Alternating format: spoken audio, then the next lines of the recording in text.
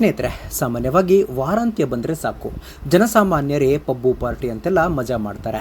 ತಮ್ಮ ಪ್ರೀತಿ ಪಾತ್ರರ ಜೊತೆ ಕಾಲ ಕಳೀತಾರೆ. ಇನ್ನು ಸೆಲೆಬ್ರಿಟಿಗಳ ಕತೆ ಕೇಳಬೇಕಾ? ಮಬ್ಬುಗತ್ತಲು ಅನೇಕ ಧ್ರುವ ತಾರೆಯರ ಬದುಕಿನ ಬಹುಮುಖ್ಯ ಪಾತ್ರವಾಗಿರುತ್ತೆ. ಆದರೆ ಇಂದಿನ ಈ ಪಾರ್ಟಿ ಸಂಸ್ಕೃತಿ ಕೇವಲ ಮೋಜು ಮಸ್ತಿಗೆ ಮಾತ್ರ ಸೀಮಿತವಾಗಿಲ್ಲ. ಬದಲಿಗೆ ಅಹಂಕಾರ, ದರ್ಪ, ಅಧಿಕಾರದ ಪ್ರದರ್ಶನವಾಗಿದೆ. ಅದರಲ್ಲಿಯೂ ಹೈಫೈ ಕ್ಲಬ್ಗಳಿಗೆ ಬರುವ ಬಹುತೇಕರು ದೈಹಿಕ ಹಲ್ಲೆ ನಡೆಸುವ ಲೈಸೆನ್ಸ್ ತಮ್ಮ ಬಳಿ ಇದೆ ಎಂಬಂತೆ ವರ್ತಿಸುತ್ತಿದ್ದಾರೆ. ಈಗೋಗೆ ಚೂರೇ ಚೂರು ಹರಟಾದರೆ ಸಾಕು, ಕಣ್ಣೆದುರು ಯಾರಾದರೂ ಸಿಕ್ಕಿದ್ರೂ ಚೂರು ಕಿರಿಕಿರಿ ಆದರೂ ಸಾಕು, ರಂಪ ರಾಮಾಯಣ ಮಾಡ್ತಿದ್ದಾರೆ. ಇದಕ್ಕೆ ಪ್ರೀತ್ ಸಿಂಗ್ ಮೇಲೆ ನಡೆದ ಹಲ್ಲೆ ಸದ್ಯದ ಉದಾಹರಣೆಯಾಗಿದೆ.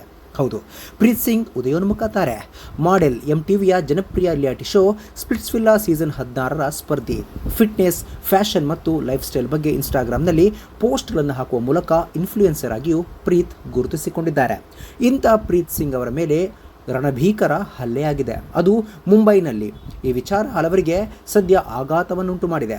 ಯಾಕೆಂದರೆ ಮುಂಬೈ ಹೇಳಿ ಕೇಳಿ ನೈಟ್ ಲೈಫ್ ವಿಚಾರದಲ್ಲಿ ಬೇರೆ ನಗರಗಳಿಗೆ ಮಾದರಿ. ಯಾವತ್ತೂ ಮಲಗದ ಊರು ಇದು ಎಂದು ಅಲ್ಲಿದ್ದವರು ಹಲವರು ಹೇಳ್ತಾರೆ.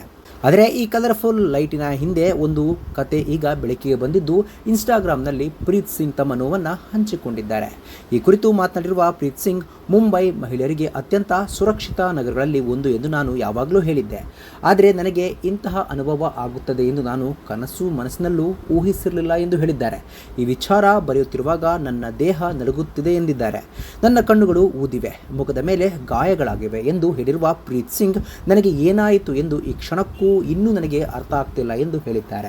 ತಮ್ಮ ಮೇಲೆ ನಡೆದ ಹಲ್ಲೆ ವಿವರವನ್ನು ಹಂಚಿಕೊಂಡಿರುವ ಪ್ರೀತ್ ಸಿಂಗ್, ನಾನು ನನ್ನ ಸ್ನೇಹಿತೆಯೊಂದಿಗೆ ಕ್ಲಬ್ನಲ್ಲಿ ಸುಮ್ಮನೆ ಕುಳಿತಿದ್ದೆ. ಆಗ ಒಬ್ಬಳು ಹುಡುಗಿ ಬಂದು ಇವರನ್ನ ಒಳಗಡೆ ಬಿಟ್ಟಿದ್ಯಾರು ಎಂದು ಜೋರಾಗಿ ಕಿರುಚಾಡಲು ಶುರು ಮಾಡಿದ್ಲು ಎಂದು ಹೇಳಿದ್ದಾರೆ. ಆರಂಭ ಚಿಕ್ಕ ಜಗಳದಿಂದಾಯಿತು, ಮಾತಿಗೆ ಮಾತು ಬೆಳೆಯಿತು ಎಂದು ಹೇಳಿರುವ ಪ್ರೀತ್, ಇದೇ ಸಮಯದಲ್ಲಿ ಆ ಹುಡುಗಿಯ ಸ್ನೇಹಿತ ಮಧ್ಯ ಪ್ರವೇಶಿಸಿ ಮನಸೋ ಇಚ್ಛೆ ನನ್ನ ಮೇಲೆ ಹಲ್ಲೆ ಮಾಡಿದ ಎಂದು ಹೇಳಿದ್ದಾರೆ.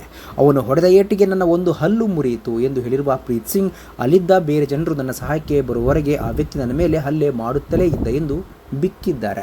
ಆ ಹುಡುಗಿ ಇನ್ಫ್ಲೂಯೆನ್ಸರ್ ಎಂಬ ವಿಚಾರ ನನಗೆ ಆಮೇಲೆ ಗೊತ್ತಾಯಿತು ಎಂದು ಹೇಳಿರುವ ಪ್ರೀತ್ ಸಿಂಗ್, ಇಷ್ಟೆಲ್ಲ ಹೇಗೆ ಆಯಿತು ಎನ್ನುವುದೇ ನನಗೆ ಗೊತ್ತಾಗ್ತಾ ಇಲ್ಲ, ನಾನು ಇನ್ನೂ ಆಘಾತದಲ್ಲಿದ್ದೇನೆ ಎಂದು ಹೇಳಿದ್ದಾರೆ. ಯಾರಿಗೂ ಇಂಥ ಪರಿಸ್ಥಿತಿ ಬರಬಾರದು ಎಂದು ಪ್ರೀತ್ ಸಿಂಗ್ ಹೇಳಿದ್ದಾರೆ.